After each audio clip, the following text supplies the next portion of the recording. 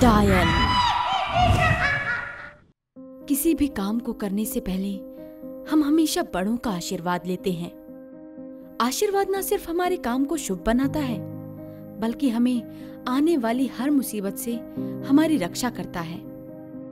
मुसीबतें कई बार छोटी तो कई बार इतनी भयानक होती हैं कि जिससे आपकी जान खतरे में पड़ जाए। एक ऐसा ही किस्सा मैं आज आपको बताने वाली हूँ, जिसमें बड़ों और भगवान के आशीर्वाद ने हमें मौत के मुंह में जाने से बचाया। मैं और आदित्य कॉलेज के दिनों से ही एक दूसरे को जानते थे। कब हमें एक दूसरे से प्यार हुआ और कब शादी हुई, कुछ पता ही नहीं चला। सब कुछ एक सुंदर सपने की तरह चल रहा था। फिर ना जाने हमें किसकी नजर लगी कि हमारी जिंदगी में एक ऐसा भूचाल आया जिससे हमारी शादीशुदा जिंदगी खतरे में पड़ गई। शादी के कुछ दिनों बाद आदित्य के माता पिता ने हमें बताया कि उनके परिवार की एक खानदानी रस्म है कि हर नए शादीशुदा जोड़े को शादी के एक हफ्ते बाद गांव के कुलदेवता के मंदिर में आशीर्वाद लेने जाना होता है। हमारी शादी को भी एक हफ्ता हो ही गया था। मैंने आदित्य से इस बारे में बात की, पर उसने वहां मेरे साथ जाने से मना कर दिया।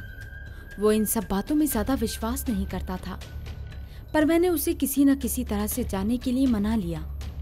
हमने आदित्य के माता पिता को इस बारे में बताया, अपना सामान पैक किया और चल पड़े कुल देवता के मंदिर। लेकिन मुझे ना जाने क्यों ऐसा बार बार लग रहा था कि कुछ तो भयानक जरूर होने वाला है। हम कार से सुबह ही निकल गए, क्योंकि गांव बहुत दूर था। जब तक हम वहां पहुंचे, रात बहुत हो चुकी थी। आखिर ये सब इस वक्त कहाँ जा रहे हैं? मेरे पास भी इस सवाल का कोई जवाब नहीं था। हमारे फोन के जीपीएस में मंदिर की लोकेशन नहीं आ रही थी, इसीलिए हमने सोचा कि यहीं गांव के लोगों से इस बारे में पूछ लेते हैं। आप सभी इतनी जल्दी में कहाँ जा रहे हैं? हम सभी गांव छोड़कर जा रहे हैं, क्योंकि वो आने वाला है।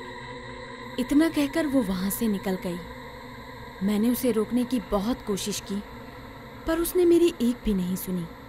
मैंने फिर कुछ लोगों से इस बारे में पूछा, जिन्होंने मुझे बताया कि गांव में काला साया वापस आ गया है। वो हर 50 साल बाद गांव में अपना शिकार करता है और आज 50 साल पूरे हो गए हैं, जिस वजह से सभी भाग रहे हैं। मैंने सोचा कि विश्वास जब अंधविश्वास बन जाता है तो ऐसा ही होता है। मैंने उनको भी ये बात समझाने की कोशिश की, पर किसी ने मेरी बात नहीं मानी। मैंने आदित्य को सारी बात बताई, तो उसने जो जवाब दिया वो मुझे पहले से ही पता था। उसने कहा, ये गांव और गांव के लोग न जाने कौन सी दुनिया में रहते हैं। चलो, हमें आगे जाने का रास्ता तो पता चल गया, इसलिए आशीर्वाद लेकर फौरन वापस घर लौटते हैं। इतना कहकर उसने कार स्टार्ट की और हम जंगल की ओर जाने वाले रास्ते पर चल पड़े। बहुत देर तक चलने के बाद मुझे अपने पीछे से गर्म हवा महसूस हुई। मैंने कार का एसी चेक किया, पर वो तो कूलिंग कर रहा था। तभी मेरी नजर कार के शीशे पर पड़ी। मैंने देखा कि कार की बैक सीट पर एक औरत सफेद कपड़े पहने हुए बैठी थी। मैं जोरों से चिल्लाई और आदित्य ने फौरन कार रोक दी। मैंने उसे सब बताया। उसने पीछे मुड़कर देखा तो पीछे कोई भी नहीं था। रुकमणि, देखो, पीछे कोई भी नहीं बैठा है।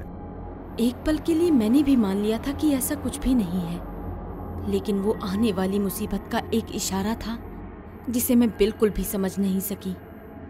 बहुत देर तक चलते हुए हमारी गाड़ी झटके लेते हुए अचानक से बंद पड़ गई। आदित्य ने कार चेक की, पर उसे कुछ भी समझ नहीं आया कि इसके पीछे क्या कारण था। हमने मदद के लिए आसपास देखा, पर वहां कोई भी नहीं था। हमने मंदिर तक पैदल चलने का तय किया और जंगल से होते हुए हम मंदिर के लिए चल पड़े। लेकिन अब भी मुझे उसी औरत का ख्याल आ रहा था जिसे मैंने गाड़ी में देखा था। मैं उस बारे में सोच ही रही थी कि मुझे किसी औरत के रोने की आवाज आई। मैंने इधर उधर देखा पर वहां कोई भी नहीं था। मैंने इस बारे में जब आदित्य को बताया तो उसने मुझे डांटते हुए कहा, अब तुम मुझे परेशान कर रही हो। पहले वो औरत और अब ये रोने की आवाज। देखो, कार खराब होने की वजह से मैं पहले से ही टेंशन में हूँ, इसलिए तुम अब चुपचाप मेरे साथ चलो। आदित्य हमेशा से ही ऐसा था। उसे बहुत जल्दी गुस्सा आ जाता था। मैं उसे अब बिना कुछ कहे आगे चलने लगी। सोचा कि मैं कुछ ज्यादा ही सोच रही हूँ, पर क्या सही में ऐसा था? बिल्कुल भी नहीं। जंगल का घनघोर अंधेरा और खामोशी मेरे अंदर के अनजाने डर को हर पल बढ़ा रही थी। चलते हुए मेरे हाथ के ऊपर कुछ गिरा, कुछ पानी जैसा, पर बिल्कुल ठंडा। मैंने उसे देखा तो मैं बुरी तरह से चौंक गई। मेरे हाथ पर खून लगा हुआ था। मैंने ऊपर देखा कि वही औरत सफेद कपड़े पहने हुए पेड़ पर बैठी थी। मैंने चिल्लाते हुए आदित्य का हाथ जोर से पकड़ लिया। मैंने उसे हाथ पर लगे हुए खून को दिखाया, लेकिन जब उसने ऊपर देखा तो वो औरत गायब हो चुकी थी। वो मुझ पर बहुत चिल्लाया। उसने कहा कि झाड़ियों से मुझे चोट लग गई होगी। इतना कहकर वो आगे चल पड़ा। मुझे ये देखकर बहुत दुख हुआ कि जिस नई शादीशुदा जिंदगी के लिए हम भगवान से आशीर्वाद लेने जा रहे हैं, उसी शादीशुदा जिंदगी में मेरा पति मुझ पर विश्वास नहीं करता। मैं अपनी आंखों में आंसू लिए आदित्य के पीछे चलने लगी। बहुत देर तक चलने के बाद हम आखिरकार जंगल के बाहर आ गए और हमें कुल देवता का मंदिर दिखा। हम जैसे ही उस मंदिर की तरफ गए तो हमने बाहर सीढ़ियों के ऊपर एक औरत को बैठे हुए देखा। आदित्य, यही वो औरत है जिसके बारे में मैंने तुम्हें बताया था। आदित्य कुछ कहता, उससे पहले ही वो औरत हिलते हुए कुछ मंत्र बड़बड़ाने लगी, जिसे देखकर मैं काफी डर गई। मैंने आदित्य के हाथ को जोर से पकड़ लिया और हम उस मंदिर की तरफ जाने लगे। पर तभी वो औरत खड़ी हुई और देखते ही देखते हम दोनों नीचे गिर गए। इससे पहले हम कुछ समझ पाते, वो औरत एक डायन में बदल गई। ये देखकर हमारे पैरों तले जमीन ही खिसक गई। वो हमारे पास उड़ते हुए आई और बोली,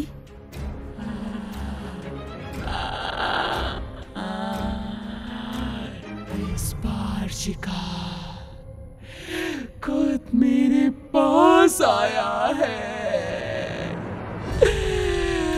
अब मैं इस लड़की के जरिए फिर से 50 साल के लिए अमर हो जाऊंगी। इतना कहकर वो मुझे उड़ाते हुए एक पेड़ के पास ले गई और मुझे रस्सियों से बांध दिया। आदित्य मुझे बचाने के लिए मेरे पास दौड़कर आया, पर अचानक से वो उड़ते हुए पीछे गिर गया। मानो मैं किसी कवच में कैद हो गई हूँ। डायन अचानक से मेरे पास आई और बहुत जल्दी से मंत्र पढ़ने लगी। उसके हर एक मंत्र से मुझे अंदर से बिजली के झटके लगने लगे। अब मुझे लग रहा था कि मेरी जिंदगी की कहानी अब यहीं खत्म हो जाएगी, पर किस्मत को कुछ और ही मंजूर था।